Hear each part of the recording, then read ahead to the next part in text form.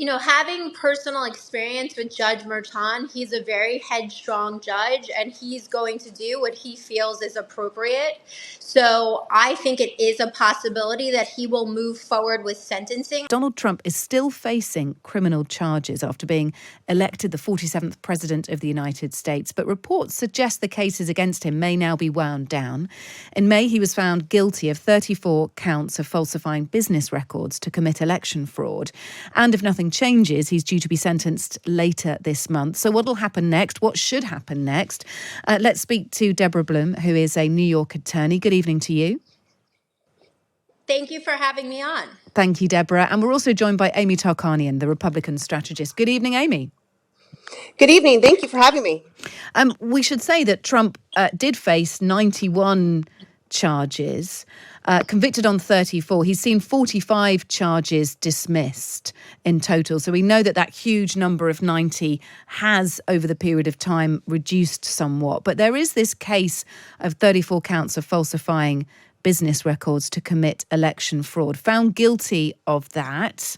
Give me your opinion, Deborah Blum, on now that he's president-elect, but not the actual president just yet until he's inaugurated, whether that should signal an end to these charges, to the sentencing. As a criminal defense attorney, you really see different things. This is probably one of the most unique situations that any criminal defense attorney has ever seen. So the question now becomes, will Judge Juan Merchan apply presidential immunity because President Trump is president-elect? That's one question. There's also a motion pending before him because of a Supreme Court decision pertaining to President Trump or President-elect Trump and whether he should have presidential immunity. So that's also something that Judge Merchan is considering. There are also his defense counsel, regardless if those motions are granted, defense counsel will likely ask the judge to delay the proceedings and allow for them to appeal the case itself. In my opinion, of all the pending cases against him, the New York case was the weakest case, and there are many appealable errors. So in a case where you have such a strong appeal, the judge might agree, although that's rare, to postpone sentencing to allow for the appeal. That is incredibly rare, and I don't know that it's going to happen here. We might see the judge move forward with sentencing on November 26th, and he could potentially sentence him up to 4 years in jail. And as a federal president of the federal government, he cannot pardon himself for a state crime. Okay, that is interesting. Let's go to Amy Tarkanian there. What do you want to see happen, Amy? We've got this sentencing, could well go ahead on November the 26th if the appeal makes no difference. Well, everything that she just laid out, that's a lot to take in. And you have an individual who's now going to be the leader of the free world once again, that you would want to lead by good example. And perception is also very important, and to set precedent for further presidents. Now, he is one of 4 presidents historically that have actually been impeached as well at one point. So he doesn't have a very good track record, which is disappointing. And so the fact that we now have somebody coming into office once again with all of these accusations that are still setting aside, I think it's important that even though we have a policy against prosecuting a sitting president, I would hope that they would be able to finalize, as she mentioned, and maybe rush and move forward with completing some of these situations. Because if you just push them to the side and you say, we're going to ignore these very serious accusations, I think that sets a terrible precedence. There are a couple of options here. One is that the sentencing goes ahead, but presumably, Deborah, if he's sentenced, he can try and set aside or try and set in motion a process of being immediately pardoned. The other option is that this is just scotched completely. Sentencing is scotched, it goes away forever. And the third option, I suppose, is that sentencing is delayed until the point where Donald Trump is no longer president. So in other words, it's knocked down the line some 4 or 5 years. What do you feel is the most likely of those outcomes, Deborah?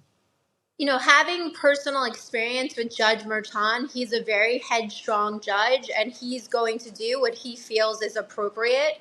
So I think it is a possibility that he will move forward with sentencing. I do believe that he will consider the presidential immunity from the Supreme Court and render a decision whether or not he feels that applies to the instant matter, because these were acts that occurred prior to President Trump being president. So that is one possibility. So that's because the charges relate to a period before Donald Trump became president in 2016, because we've got this hush money payment to Stormy Daniels. That was all, because of the impending election, wasn't it? Yes. I mean, of the cases that were pending against him, this was definitely the weakest. Their federal agencies declined to prosecute it, including the federal government, but as well as the prior New York County District Attorney. It wasn't until we had the current district attorney that they decided to move forward with this case. But that happened. They moved forward with it. There are many appealable errors, like I said before. There's a potential that the judge should have recused himself. There are rulings that Judge Merchan made during the trial that he should not have made. There are so many reasons why this conviction should not stand. So I'm assuming that he's going to be taking all of that into consideration when making the determination whether he's going to dismiss these 34 felony counts that President Trump was convicted of, or if he's going to move forward. Then his choices are to sentence him to no jail, to probation, or to a period of incarceration. I wonder if this makes Trump even more popular, Amy Tarkanian, if he is sentenced. Well, yes, and actually, many of his followers believe it's political persecution, and so if he were to be given a jail sentence, I fear that there would be civil unrest to some extent, and so if he were to be found guilty in these situations, then I would hope that the judge would take that into consideration and not sentence him for prison time, but punish him in some other way where he could still move forward and serve, because I feel we are so divisive. This is just terrible. It's terrible timing. Are there any other outstanding charges against Donald Trump? We've been talking about these 34 that he's been found guilty of, and he's awaiting sentencing, which is due to take place on the 26th of November. Are there any other charges outstanding against Donald Trump, Deborah? Yes, there are. So there were 2 federal cases, one in Florida, which related to the documents that The were Mar-a-Lago recovered. papers, yeah. Yes, from Mar-a-Lago. And then there's one that is pending in Washington, D.C. about January 6th. The one in Florida has been dismissed. I believe that the federal government, the Department of Justice, the U.S. Attorney's Office was in the process of appealing that.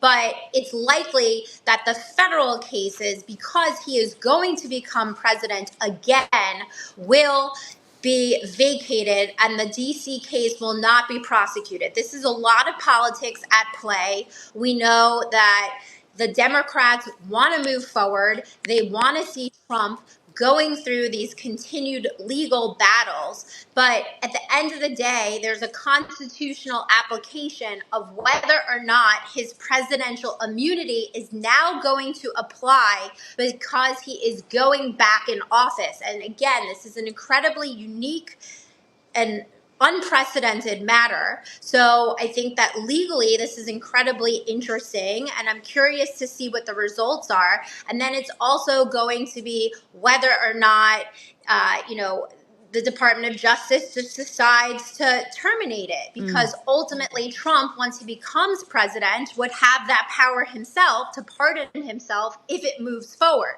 Then there's the case in Georgia, which is a state case. So again, because he's the federal government, he does not have the power to pardon himself in Georgia. But if there's a Republican that he is friendly with who has the ability to pardon him in Georgia, then he would also likely receive a pardon there.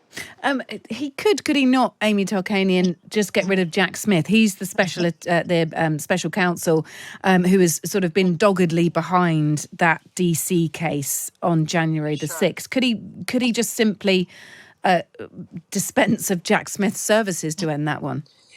Now, this is where he needs to be really careful. And unfortunately, I don't believe he's going to mind his P's and Q's, because he cannot fire Jack Smith on his own. It would have to be his attorney general that he appoints. Now, of course, he's going to want to appoint people who are going to have his back. So I would still see that as a big possibility happening of them removing Jack Smith at some point. But, he has his spokespeople that are out there saying, hey, it's time to unify. We want to move forward. We're ready to work together.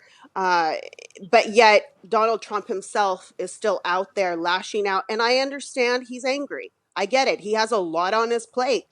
And he feels that this is all, once again, it's all political. So whether if he is guilty or innocent, he's feeling that this is all piled up on him just for political purposes. So he's now out there stirring the pot even more so, and threatening his political opposition, to take them to court or to fire them or to throw them in jail. And so I wish he would stop with the rhetoric, because all that's doing But it's is just part of his making brand, everything isn't it, though? worse. Yeah. Look, No, let's it's just not. finish this with your instinctive feeling about what's going to happen. First of all, with the hush money case, the sentencing, he's already been found guilty, of course, 34 charges. Sentencing on that. And then let's just cover Mar-a-Lago, the DC Jan 6th case, and the Georgia election interference case. What do we think is going to happen with those? You can either break them down separately, or you can give me a sweeping assessment of all of them. Deborah Blum. I believe that the Georgia case will likely go away. I think it's 50-50 what's going to happen in New York. As I said, Judge Juan Merchan is completely his own individual who is going to do what he feels he should do. I mean, he should have recused himself as the judge in the matter, and he did not do that. So I think it's possible that he's going to move forward. Prior to the Supreme Court's ruling, I think I had it on good authority that he was going to incarcerate Trump. But now that there's the Supreme Court ruling and the possibility that presidential immunity could be applied, Okay. that he might dismiss the case. All right. Or Okay. it's going to be appealed. Okay, and briefly, Mar-a-Lago, those papers that he that he hung on to and shouldn't have, and then the DC Jan 6 case, are they both going to go away as well, do you think? The one in Florida has already pretty much gone away, and it's things that other presidents have done. So I don't understand why that was such an uproar. So in terms of Georgia, yes, I also think that that's going to go away, especially given the fact that that's a Republican-friendly state, and there are also issues in that case with the judge.